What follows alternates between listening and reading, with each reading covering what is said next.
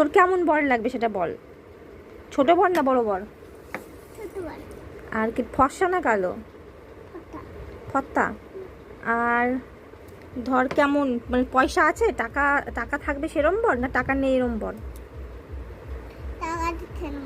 টাকা দিয়ে কি করবি? বড় টাকা থাকলে কি করবি? বড় টাকা থাকলে ভালো না ভালো না? ভালো না? ভালো। বড় টাকা থাকলে কি করা যায়? অনেক কিছু খাওয়া যায়। ও, জামা কাপড় কেনা যায়। আর টাকা না থাকলে কেনা যায় না। তা ভালোই বুঝে গেছো।